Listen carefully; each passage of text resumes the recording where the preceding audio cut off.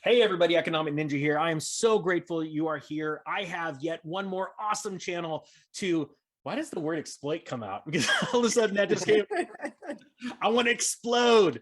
I love helping channels that are smaller than mine, not because they're not as good. I think that a lot of these channels are amazing. And today we're with Ironside Ranch. Ironside Ranch, how are we doing? How do I introduce you guys?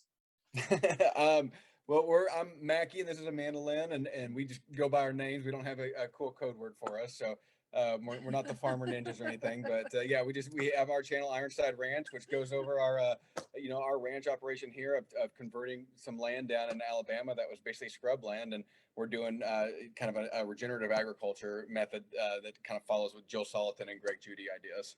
That's awesome. So now I've actually, we've been conversing back and forth a couple times on email over the last couple months, and I've been going through your channel, and it looks like you got some really cool stuff, really down to earth, great ideas like how to make $100 pig feeder, just tractor tips, how to know if you have a tractor that's undersized for your needs or, has enough horsepower, really cool things.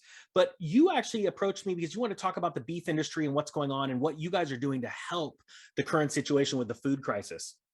Yeah, so it's really kind of an interesting situation. We talk about all these food shortages, and we see it on your channel and on other channels. There's lots of stuff about all the food shortages going on. And the interesting thing about it is there's not really a beef shortage. It's not like all these cows just died and disappeared. The cows are there. The farmers are still there raising them. There's a bunch of other issues that get in the way. And there's some demand increase, and obviously COVID took a play on that. But there's a lot of other factors in play, and it has a lot more to do with the pricing and where the middleman's getting the money from. And middleman is absolutely right, because it seems like everybody has their hand on that darn cow, and like it's causing things to not only get disruptive when it comes to prices, but also getting it to the table, correct? Yeah, and it actually is very similar to what you were talking about back in your July and your lumber video, where you talked about where, there's like 4 or 5 lumber companies that kind of control everything, and they're the ones making the money. And you've got, Tyson, Cargill, JBS, and National Beef that basically do the same thing for the beef production industry.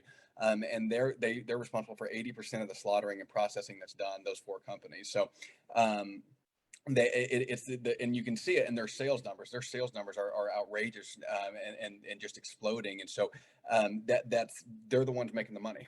Yeah. Now, what you are doing with your beef, I'd like to have you explain what you guys are doing with your operation, and then how long have you guys been doing this? So, like I said, we do what's called a regenerative ranching idea, which is really just staying away from pesticides and chemicals as much as we possibly can. Nothing with GMOs. Yeah, nothing with GMOs. The only chemicals on our farm is wasp spray. We try to just stay away from all that stuff. And then we sell direct to consumer. We don't go through feedlots. We don't sell at auctions or anything like that. We're not letting anybody else take our money. And we make substantially more. The other farmers that we talk to, they're like, "How are you getting that much per cow?" It's like, because I sell to the consumer and I advertise. I don't sell to some feedlot that's going to pay me $125 a hundredweight on my cow. We sell direct to consumer. That makes a huge difference for us. And then we have. I'm sorry. Go ahead. Well, yeah. Sorry, you saw my mouth. Like, I got another question. Are you hurting for business right now, or how big is your operation? No, ours is small. We have 20 acres in Alabama, and so Alabama, our growing season is pretty substantial here. So we can, on 20 acres, we can grow a lot of food. It's a little bit different than when I lived up in Idaho or even in Alaska. We have a lot longer growing season here than anywhere else, and so I can regraze animals in 30 days, whereas other areas of the country, they may not be able to regraze that entire year a pasture. And we use Florida cracker cattle. Yeah, we use a specific type. It's the Florida Cracker Association here. We use a specific type of cow that is really good down here. They're a little bit smaller. They're much more efficient, and so we can do a lot more. Getting hungry. I'm literally. You said cracker and cow. Steaks are amazing. Yeah, I'm literally thinking of steak tartare and a Triscuit right now, and now my mouth's watering. I'm not even joking. Yeah, likes to eat. Yeah, they're really good. And Ninja, you should try our pork sometime, man. Our pork is just out of this world. Yeah, because all our pork is raised on pasture with non-GMO feed. It is just, we've done blind taste tests, and it's exceptional. Oh gosh, you're getting me super excited. Okay, so my next question was where you are. You're coming from Alabama, and I'm afraid I don't even want to tell like people where to find you, because I'm afraid you might get slammed with a bunch of emails like "I will buy," because people are talking about that. In a video I did with another great subscriber, they were talking about selling to the public, and they were saying, oh my gosh, there's so many people trying to buy from us right now. So a question, how much are you selling? We were talking about steaks. How much are you selling beef for? Are you packaging it up yourself? Are you sending it to a packer? So this is called custom cut. There's a bunch of regulation on this, like anything, the government gets their hands in it. And so the idea is that we try to get them out of it as much as possible. So we do what's called custom cut, which means that we basically raise the cow. The person that buys it from us buys either a whole or a half of a a live cow. live cow, and then we deliver it to the butcher for them. So basically they're buying a share in that cow, technically, and then we deliver it to the butcher, and then they pay the butcher processing fees separately. And it works the same way with pigs as well. Do you guys have people that participate in this program buying a half a cow? Because I know a half a cow doesn't walk very well to the butcher. So you deliver the butcher, you deliver the cow. Do you have people participating in buying this and from far away, and then it gets shipped? You know, we've had people ask us that, but I think the shipping cost would be astronomical, that it wouldn't be worthwhile. We do have people that'll say, hey, I'll come and pick it up from you because they like the way that we raise them, because we are an ethical operation. You know, all of our animals will never see the inside of a feedlot. They're fed good quality feed, stuff like that. So we have a lot of people that come to us just to do that. And honestly, we're sold out right now. Yeah. We've got November, the whole month of November, we take our orders for next year. So anybody that wants to be on our list can just email us. And it's just ironsideranchllc@gmail.com. And they can just email us and we'll take the orders. We do grass-fed beef, Yeah. Pork, chicken. We're ramping up chicken. That's Yeah, a chicken is next year. Yeah, this coming year. Next year's our trial run with chicken, because And we've had a lot of people that wanted it. Yeah, everything I'm so hungry. raised out in sunshine and pasture. I And love we what have you guys are kids. doing. And it's a family adventure. We have 3 kids. We homeschool, and most of the time they're outside playing in the dirt, making mud pies, and That's cool. That's It's cool. awesome. So do you Yeah. have any other local family farms in your situation doing what you're doing, that are in your situation selling directly to the public? You know, there are a lot of people that are doing this, and this is becoming so. Joel Salatin talks about this, that right now we're about 2% of the farming, the agricultural world, right? So we're like at that fringe, like everybody thinks that we're kind of crazy. We're the bioterrorists because we're not using all these vaccinations and everything.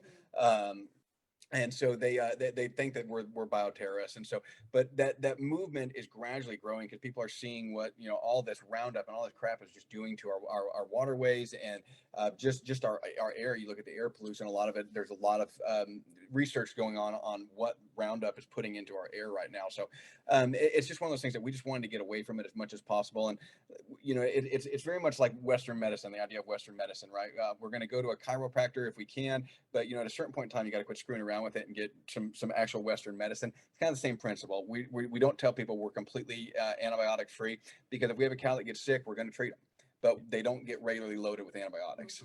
Yep. Now I want to tell people right now, I'm going to be including contact information, or actually the YouTube channel, because your YouTube channel has a way of getting a hold of you, right? An email? Yes, sir.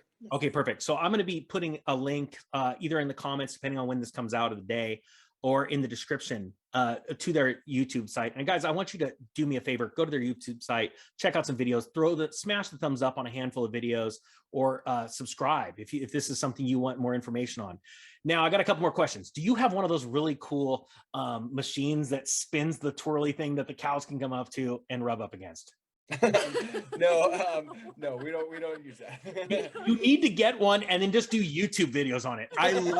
It sounds funny. I'm not even joking. I love watching those videos because there's nothing like watching a cow that's just super like, I'm so happy. No, every time we feed ours, when we put out hay in the wintertime, they start jumping around and prancing around ridiculously. It's like, what's up with this cow? You've got a video of that, don't you? I think was it your channel that has a video of that? She takes a lot of fun videos like that and posts like little 1-minute clips up there. Our So, Facebook page. yeah, she may have one up there of it. Put some happy cow videos. There's nothing like it. No, at least then the vegans go, okay, they're happy. You know? Yeah. Yeah, right. Well, if you walk out, they assume we're going to have a treat or something, and they'll follow you. Yeah. I can just walk all through the pasture, and they're just following me right along. Tractor, They follow the tractor. That's so And they good. just dance around. It's really fun. That is awesome. Well, that is so cool. Well, you know, we don't want to keep these videos very long, and there's so many things that we could talk about. In closing, is there anything you guys would like to talk about or cover? You know, really the big thing is just the beef market. Like the fix for this beef shortage that everybody's talking about is to go get with a local farmer. So even if you're not local to us, go find a local producer that is producing a quality animal that's ethically raised, something that you believe in, and go get it. You'll get the meat for half the price you can get it for even at Walmart with a much superior product. And you'll actually solve this issue and go back to the way that this should be done, where food is localized. I don't know where we got to food being trucked from 1,200 miles away, but it just doesn't work. You're absolutely right. And that's another great example. You may be able to save money, get a healthier cut of beef, and the farmer makes more money too. So the economy is working even stronger. Yeah, absolutely. Yeah, it's unreal. And the amount of money that would go back into the farmer's pocket as opposed to what's being taken up by the processors now is outrageous. Yeah. So, hey guys, at Ninja Nation, Ironside Ranch has got approximately 1,300 subscribers. Let's double this for them this week. I want to see this. I want to see these great people continue to crush it. Would that be all right with you guys? Yeah, that'd be great. We Thanks love so you, much. Ninja. Thank you. No, seriously, don't make me cry. This has been such an our kids awesome, love exciting them thing, too. you know? They want gold and silver in their stockings. Yeah, I'm trying to get my son to do the bro hawk. Yeah, we're trying. Not everyone It's can do it. working good today. Dude, that's so awesome, man. I'm so blessed to be a part of this movement. And I just really appreciate you guys stepping up and asking for this, to do an interview. It really is. It means a lot to me. No, Thank you so much. We appreciate you. Awesome, guys. Well, with that being said, before the ninja breaks down and cries in front of a million people, I am out.